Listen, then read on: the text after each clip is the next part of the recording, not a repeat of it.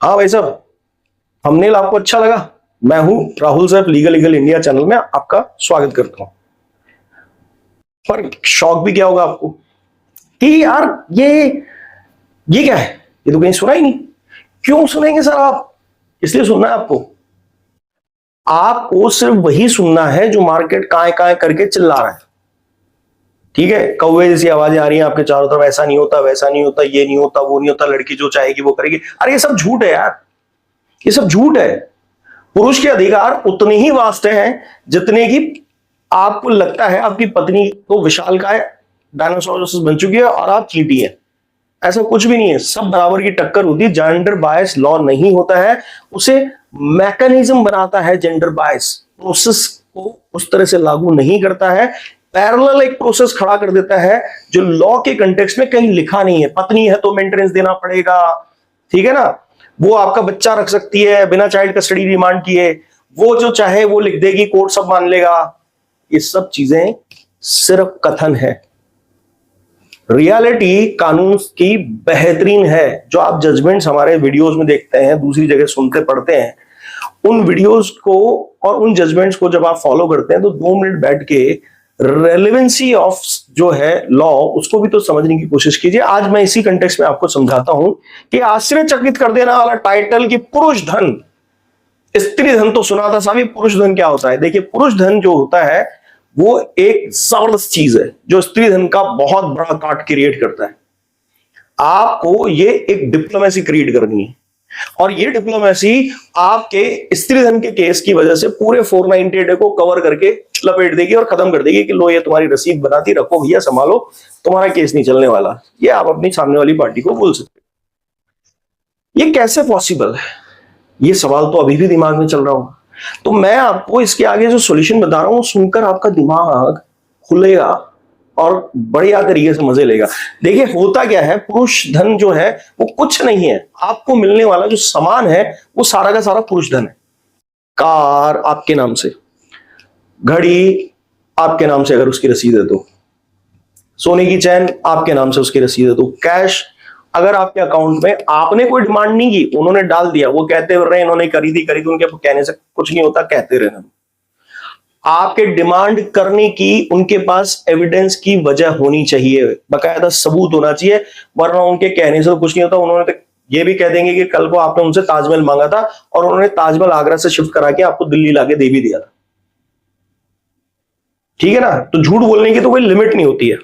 ठीक है, तो आप भी कह दीजिएगा कि साहब मेरे से भी ये बहुत दिनों से कुतुब मीनार की डिमांड कर रहे थे और इसी वजह से मैं इनको कुतुब मीनार दे नहीं पाया। मैं गरीब आदमी, कुतुब मीनार कैसे बनाऊंगा? मैं अपने घर की 4 दीवारी नहीं बना पा रहा हूं और ये कुतुब मीनार बनवाना चाह रहे हैं मुझसे। ठीक है, तो ये सब चीज जो है ऐसे नहीं होती है साहब जैसे आप सोचते हैं।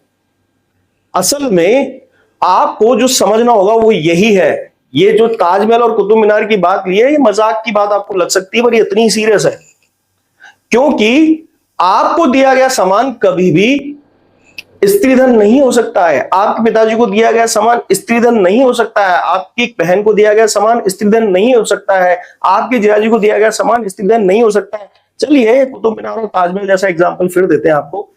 आपके पिताजी इतने मोटे हैं, ठीक है, तो उनके करीब करीब 45 या 48 के बीच में शर्ट आएगी, ठीक है, XXL लार्ज, है ना, और इतनी बड़ी बड़ी उनकी थाइज हैं और आपकी पत्नी है सिलेंडर में इतनी सी। ठीक है, अब वो कह रही है कि मेरा स्त्रीधन मुझे दिलाया जाए, जो इनके पिताजी को कपड़े हमने सिलवा के दिए थे वो दिलाए। वो आपके पिताजी की पैंट पहनेगी या वो शर्ट पहनेगी जो खुद तो 26 या 24 वाली शर्ट पहनती है, वो आपके पिताजी का 48 साइज, जस्ट डबल साइज का शर्ट पहनेगी। मतलब कुछ समझ में आ रहा है? मतलब उसको पहन के करेगी क्या? वो उसको पहनेगी या उसका टेंट बनाएगी।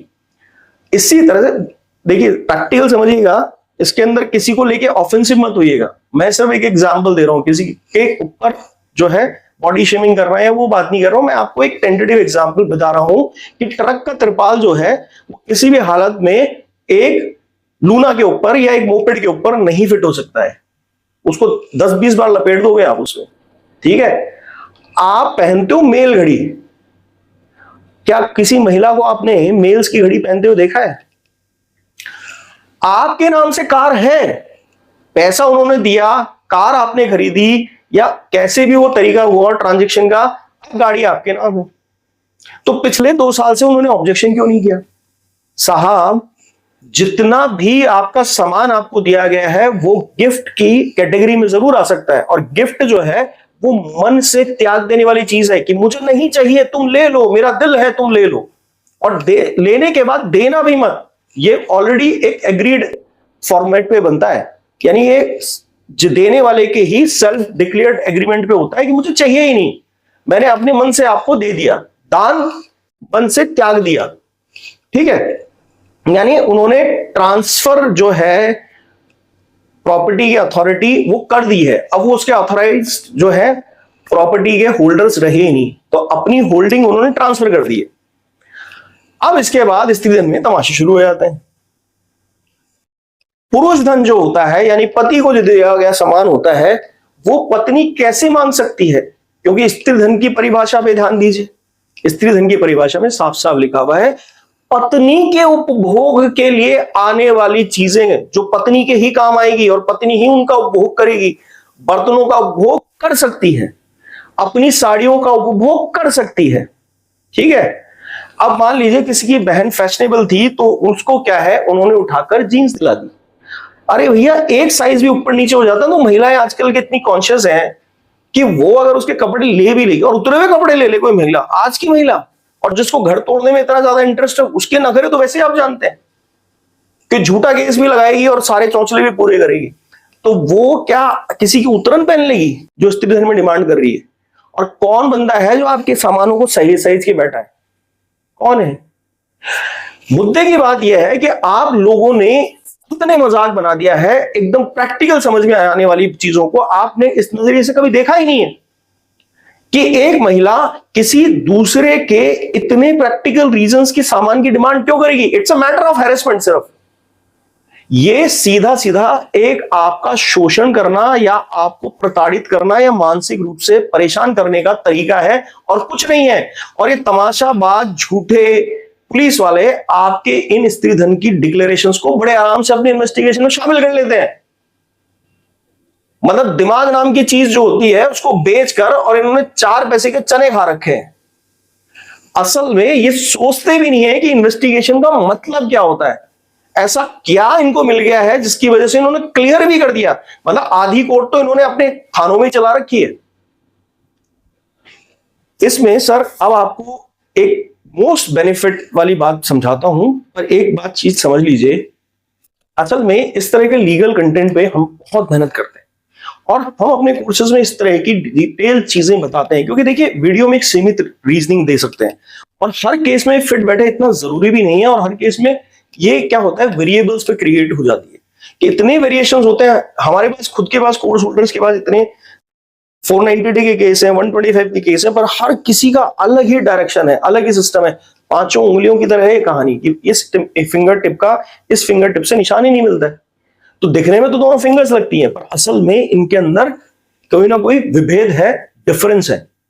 तो 490 DV 125 एक स्पेशल ट्रीटमेंट मांगता है हर इंडिविजुअल के हिसाब से, और जब वो ट्रीटमेंट हम देते हैं तो रिजल्ट अपने आप बंदे लाने लगते हैं। क्यों लाते हैं?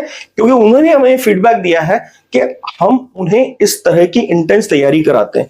रिजल्ट उनके फास्ट आते हैं, उनको रिलीफ है, हंसते खेलते रहते हैं, चिंता में इधर उधर वीडियोस भी देखना बंद कर दिया है, फालतू का जो लिटरेचर है उसे भी कंज्यूम करना बंद कर दिया है। अपनी फोकस पे रहते हैं, आराम से काम करते हैं, जॉबलेस नहीं है, अपने बिजनेस नहीं छोड़ के बैठे हैं, अपने अकाउंट खाली करके नहीं बैठे हैं, और मेंटेनेंस से भागते नहीं फिर रहे। उनके सॉल्यूशंस उनके पास हैं। इसलिए आप अगर ऐसा ही कुछ अपने साथ चाहते हैं, जल्दी निकलना चाहते हैं, कम टाइम कम पैसे में, तो कोशिश हम आपके केस में कर सकते हैं। अश्योरेंस की जगह, मैं गारंटी की जगह आपको यह कह सकता हूं कि मैं आपको कोर्ट रेडी ओरिएंटेशन देता हूं और सबूत बनाना सिखाता हूं, जो कि एक्चुअली बने बनाए पड़े हैं, आपको ढूंढना नहीं आता। यानी कि आप अपने केसेस को जल्दी खत्म कर सकते हैं इन कोर्सेज के थ्रू, बशर्ते कि आपकी तैयारी कैसी होगी। हम आपको पूरा सहयोग करेंगे, चाहे आप अपना केस खुद लड़ें, चाहे वकील साहब के थ्रू लड़वाएं। आप अगर इस वक्त किसी कानूनी समस्या में समाधान चाहते हैं, तो फिर ये यहां पर हमारा legal@rz.com करके वेबसाइट है, उसका डिस्क्रिप्शन जो है लिंक अंदर दिया हुआ है यहाँ पे हमारे डिस्क्रिप्शन बॉक्स में, और यहाँ तो डिटेल दिख ही रही होगी। आइए बात करेंगे। आप अब एक बहुत जबरदस्त बात बताता हूं, इसको समझ के जाइएगा। अगर यहां तक आई गए ना तो फिर आपके लिए अब ये टिप बहुत काम की है। देखिए, पुरुष धन जो है वो वैसे तो कानूनन डिफाइन नहीं है, पर कोई भी कानून ये नहीं कहता है मैट्रिमोनियल केसेस में कि आप आउट ऑफ द कंटेक्स्ट बात नहीं कर सकते। कर सकते हैं, क्योंकि आपको सिर्फ इतना से तो समझाना है कि ये सामान मैं क्यों दूं जो मेरे नाम से दिया गया था, ये स्त्री धन के लिए कैसे बना। परिभाषा जो है स्त्री के उपभोग की है, और स्त्री के उपभोग वाला सामान मैं स्त्री को वापस कर सकता हूं बशर्ते ये वो साबित कर दे कि मेरे पास उसका सामान है। भैया ऐसा है, एक सिंपल सी बात समझो, दुनिया में कोई इंसान किसी पे केस लगाता है ना तो वो ही साबित करेगा कि आपका सामान कब क्या दिया। अब आपकी माताजी को इसमें बहुत अच्छी तरह फंसाया जाता है। क्यों? क्योंकि एक ट्रिगर पॉइंट क्रिएट होता है आपके खिलाफ। आप सोचते हो मेरी मम्मी को फंसा दिया और उसके खिलाफ ज्वेलरी का इल्जाम लगा दिया, आप देखो वो महिला है, ये है। हाँ, इस साइकोलॉजी पे काम करके तो डाला जाता है, यही तो आपके दिमाग में चलाना होता है, और वो चलाने में सक्सेसफुल रहे। असल में उसे ये बताना होगा कि उन्होंने आपकी माताजी को सामान किस जगह दिया, किसके सामने दिया, टाइम क्या था, और ये बातें तो आपने ध्यान ही नहीं दी। प्रैक्टिकल चीजें हैं जो कानून ने आसानी से सुलभ करा रखी है। यानी कि स्त्री धन की जो डेफिनेशन है वो असल में जो उसमें नहीं लिखा हुआ है वो सब उससे एग्जेम्प्टेड है। नहीं समझ में आई बात? अभी समझिए, स्त्री के उपभोग के लिए, यानी महिला जो शादीशुदा है उसके उपभोग के लिए दी गई सभी वस्तुएं वो उसके काम की है। अब कोई मोटे आदमी का कपड़ा तो नहीं पहनेगी, ठीक है, किसी मेल के कपड़े तो नहीं पहनेगी, अपोजिट जेंडर के कपड़े तो नहीं पहनेगी, छोटे बच्चे के तो कपड़े नहीं पहनेगी, ठीक है ना। और जिसको गिफ्ट दान वगैरह की तरह शुरू में आप उछल उछल के दे देते हो और फिर बाद में आप कहते हो ये हमारा स्त्री धन है, तो आप कैसे उपभोग कर लेंगे? उन्होंने कंज्यूम कर लिया हो तो, उन्होंने पूरा यूज कर लिया हो तो, फट गया हो तो, जल गया हो तो, वो कहां से लाके देगा? आपने पहले दिया ही क्यों? आपके उपभोग के लिए जो चीजें वो सब आपकी हैं, ले लीजिए, पर आपको तब तक ये साबित करने का तो टाइम लगाना है। पर जो आपके उपभोग की नहीं है वो सब एग्जेम्प्टेड है। आपने किसी को जेंडर से रिलेटेड कोई सामान दिया है तो मेल का सामान आप क्या करोगे? शेविंग क्रीम का किट दिया है तो आप शेविंग बनाओगे? किसी महिला से पूछेंगे तो कितना भद्दा लगेगा, पर हकीकत यही है स्त्री धन के लिस्ट की।